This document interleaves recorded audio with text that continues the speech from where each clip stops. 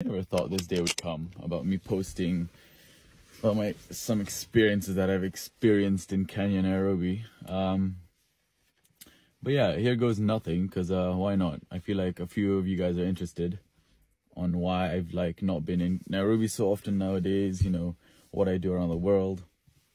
So yeah, first of all, I'm not in Nairobi half the time, because I've got family outside of Nairobi that I really like to visit, and I've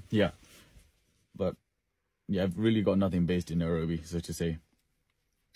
But the only reason I've kind of distanced from Nairobi is because, dude, the experiences that I've had, I've had trust issues from before, but now Nairobi's made my trust issues 300 times worse. I don't know if you guys understand that, but let's just use an example. So I've had friends and family come up to me, well, not family, but just friends and some close friends as well, come up to me and say, I've got a business idea, guys. So let's pull in some cash, and then let's get the ball rolling and do a business here and there and make a quick few profits. And so I'm like, oh, you know what? I mean, as a friend, pulling in a few million shillings is fine. It's $10,000, $20,000, $30,000. It's fine. For business, that's completely fine. That's actually really good. Anyways, so I pull in a few $1,000s, a few $10,000, and little do I know, my money has just been taken. Obviously, I'm the idiot in the first place to even think about giving the cash, right? I'm the idiot in the first place to even just hand over the cash and believe that I'm going to get something in return. No matter how close the friend is or whoever it is. That's one example. We were supposed to pull in something and invest, and then I've lost all that money. That was the first example. And of course, there's an after effect from that. It's I've learned my lesson, but it's it's a shame, because we could have done more. We could, as friends, we could have done such big business together, or fun business, let's say, right? It's not always about the big business, but we could have done some fun business together, sit down, talk about this and that. We think about this and that. We share ideas, and then we pull in something together and do something as a group. But dude, this is my advice to you guys. I'm young as well. I'm learning every day, but never trust anyone. Don't do business with friends. Just do it yourself. And yeah, so look where I am now. Look at me. I'm in a new car that I've just picked up. And you just do it all yourself. You grind, you hustle.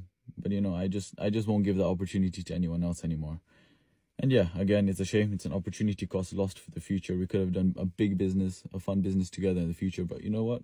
I mean, it's not my fault. It's your fault, I guess. If you're watching this, it's your fault. Second case. I've had so many in the past, but in the back of my head, I've got one that's online, social media. So I'm just basing everything online and just friends, per se, because these are not contract based. So I'm just basing all these examples through friends. All right.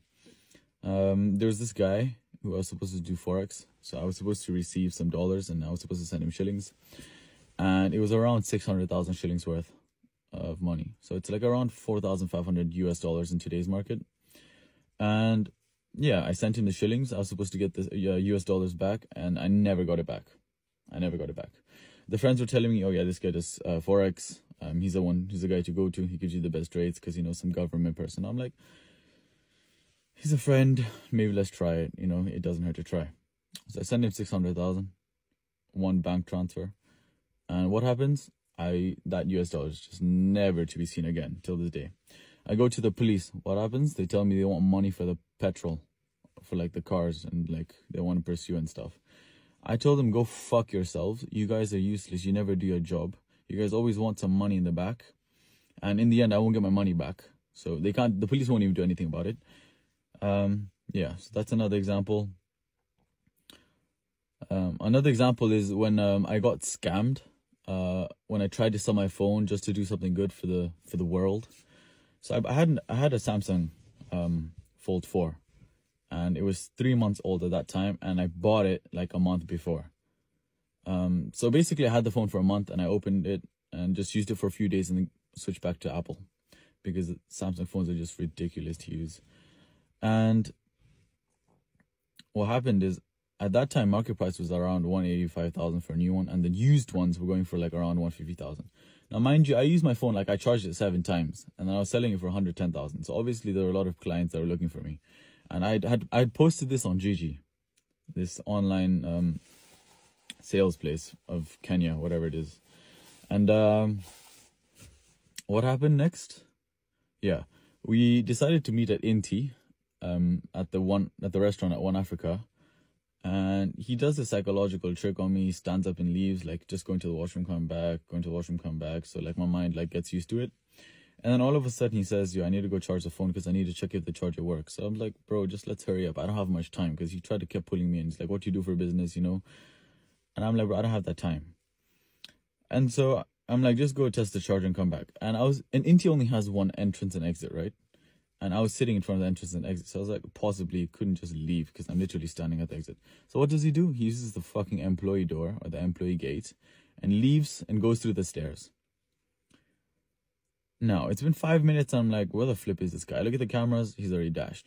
What do? I don't even contact the police. Dude, I've already been scammed. I just let it go. Anyways, these things don't even get me that emotional anymore. They're just in the back of my head. Yeah, but I've learned never to trust anyone, so it's a shame. It's a shame that I won't be able to do business like that anymore. But yeah, I feel like it's a cool idea to, I don't know, share this story. I don't know, what are your stories? You guys let me know in the comments, because I want to know what you guys have been, you know, what have you guys been through? I don't know whether your phone has got stolen like 3 times. I know a friend of mine whose phone got stolen 3 times at the same matatu. That's crazy. So yeah, what do I learn at the end of the day? Work for yourself. Never work with anybody, and it's possible. Like, look at me, I'm young, I'm in a new car, I'm in Europe, I'm in the middle of nowhere.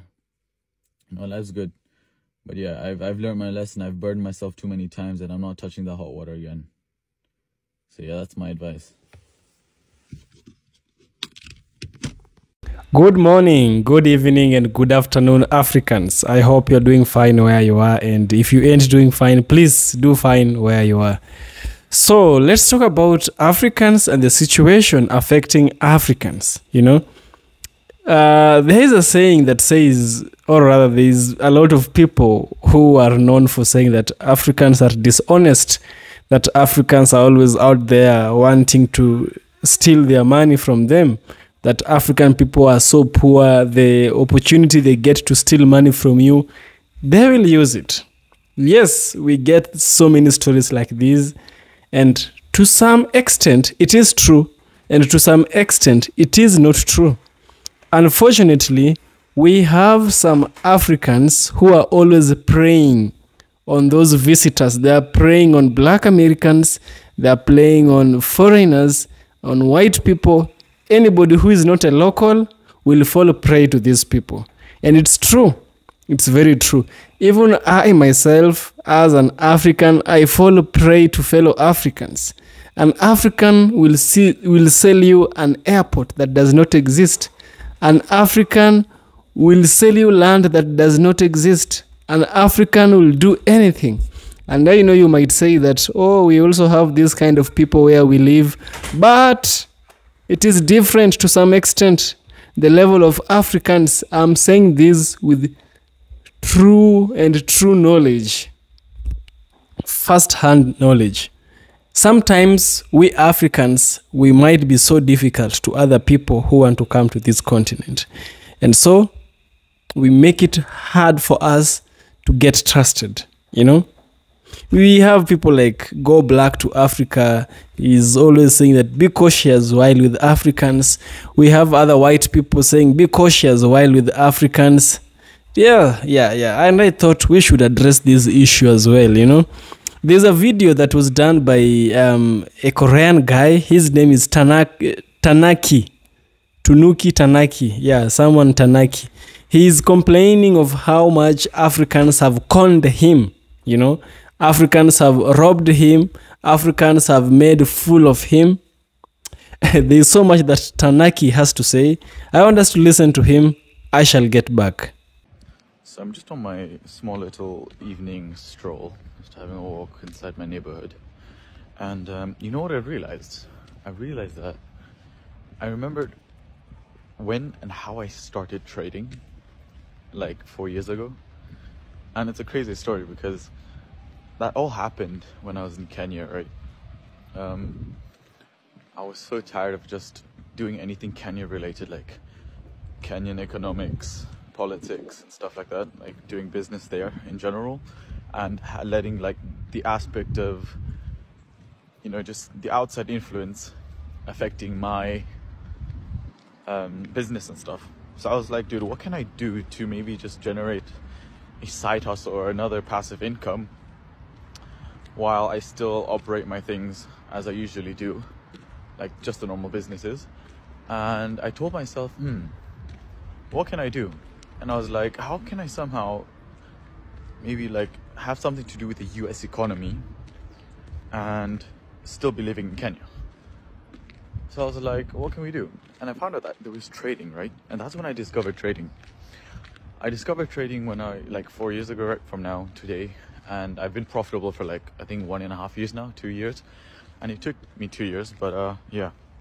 Anyways, I'm getting distracted. But yeah, I started that journey then because of that same reason. I was tired of doing business. I was tired of getting fucking screwed, backstabbed, you know, running with money. I was tired of that stuff, you know. So yeah, I found that because of Kenya. And I feel like if I hadn't found that out, I wouldn't be really happy by now.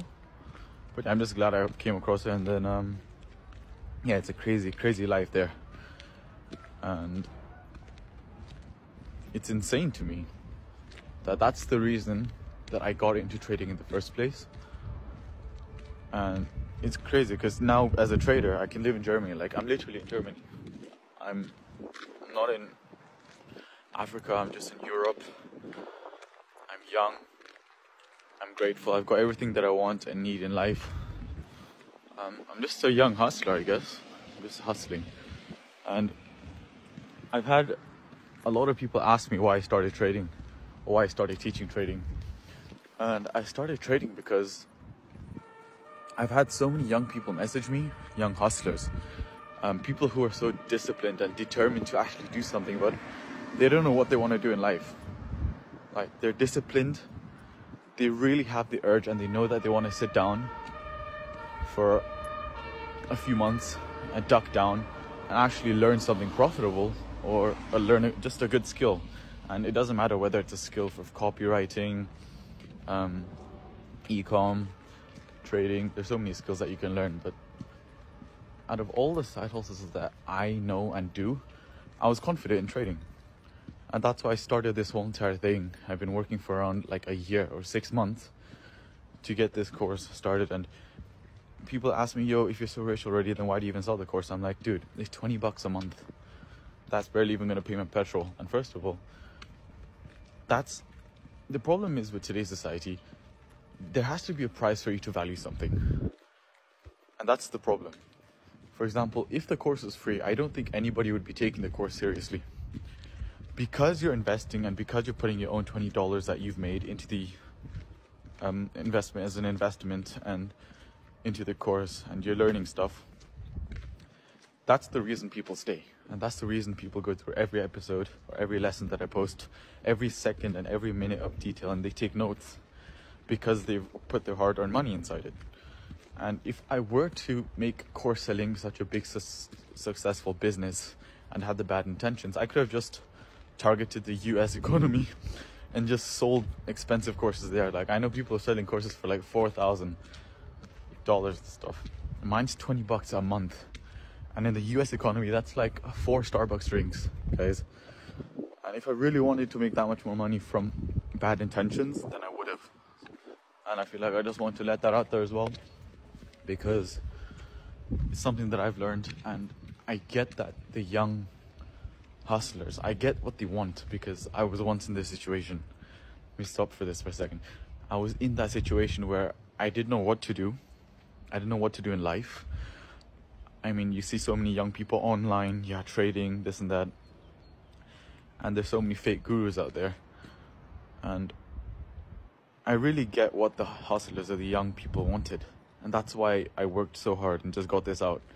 And it's been out for like, since yesterday actually. And there are already like they're like 20 plus students right now. We're all working hard. And yeah, I started that because of that. Because they have nothing to do. They're lost. And in the Kenyan economy, it's sorry to say, it's harsh, it's reality, but you need to have connections. You need to network. If you want to do business, you have to be playing with the big sharks, otherwise you'll get fucked. And that's the shit thing about Kenya. If you want to do business, you have to know connections. And of course, I've had a fair share of experiences in that as well. And through that, yes, there are connections. But as a young hustler who's like a local Kenyan who doesn't really have much to offer, what can he do? How is he going to network and connect? He can't. It's very impossible. Well, not impossible. I don't want to like put the hopes down or anything. But it's harder, of course. It's much harder. And for me, for example, at some point it was too much where like I'm just a white guy. I'm just a Mzungu living in Kenya. No matter how many connections I get, there will always be something that I won't have when they compare me to the locals. So I was like, you know what? Yeah, that's fine. So business-wise, I feel like that's the max it goes. So I'm not going to expand anywhere there. But a side hustle-wise, like, you know, just get out of there, live life a bit, enjoy different seasons, you know, experience the winter. And yeah, I'm around Germany, Kenya, Korea very often. So that's, yeah. But anyways, I get what the young people wanted. I really get that feeling where they just feel useless, but they really want to work hard for something. They want to build something for themselves, but they just don't know where to get started. And that's why I started this whole thing. Because they can look forward to waking up the next day. Because I know the feeling of, oh, fuck, what do I do? It's so useless. I don't know what to do, but I'm just wasting time. And that's why they have no alternative but to just doom scroll and make nothing out of their lives. So I really hope my course gets them somewhere. And of course, it depends on the amount of work you do. But I can promise that. I can guarantee success at this point. It's so easy. All of these teenagers nowadays have a focus span of 5 seconds. They can't get off their phones. And there is no competition. Like, that's how simple it is. Like, getting successful nowadays is nothing, because why? People don't want to work hard for it.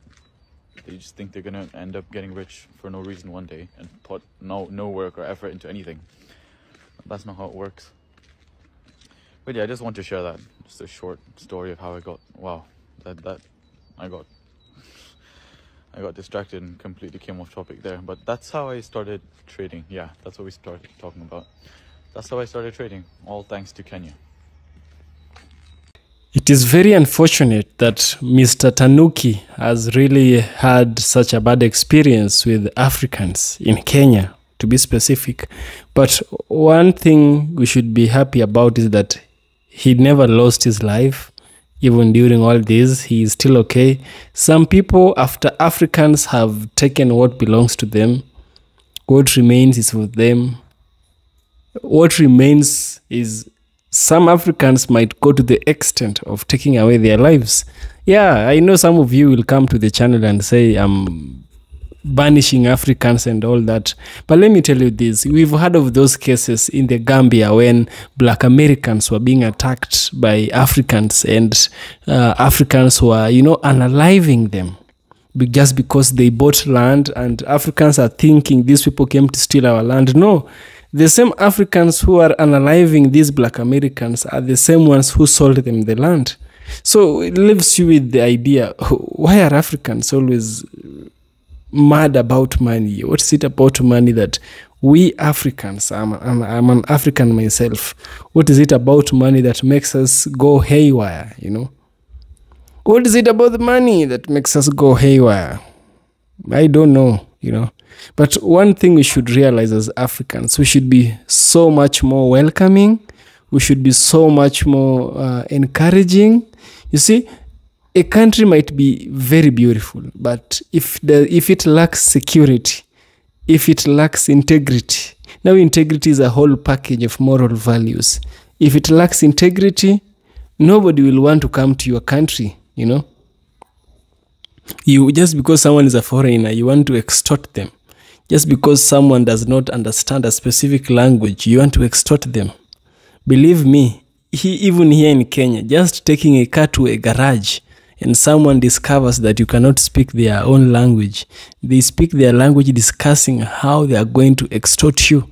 Yep, it has happened for me.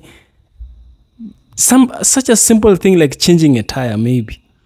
They'll charge you so much.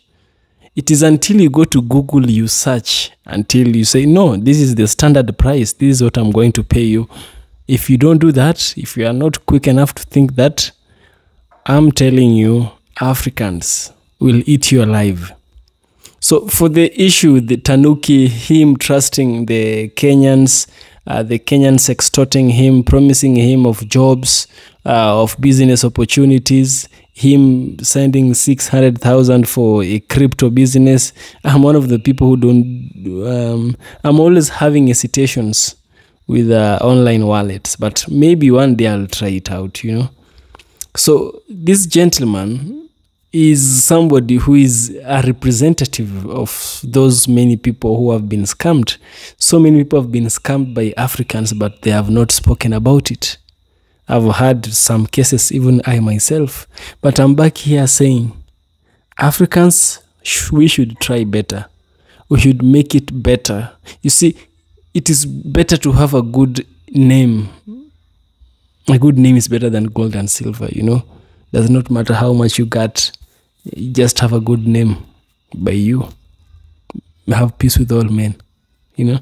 If you lack peace with all men, I'm telling you, you're gonna have some big problems. Africans must realize that what you make yourself to become is your choice. The path a man chooses is his choice. Nobody chooses for you to be dishonest. Nobody chooses for you to lack integrity. Nobody chooses for you to go and scam an individual.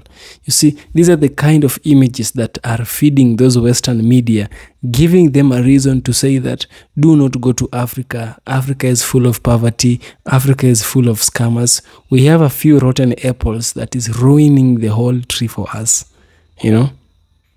For Mr. Tanuki, it's unfortunate, but the aim of this video was to make you understand that in as much as you may be an African American, may be wanting to come to Africa, we got some challenges over here. And you gotta be smart. You've got to be smart when you come to Africa. Do not trust everyone. Do not trust anyone. Trust yourself. Even sometimes do not trust yourself, you know. Yourself might lie to you, convincing you this person is trustworthy. Trust him. No, do not trust you yourself. If you need to trust someone, trust yourself. Yeah, this is EFK Original Documentaries. If you like what I do, subscribe, give me a super thanks. Thank you so much for those people who have given me super thanks. I will surely appreciate. See you in the next one.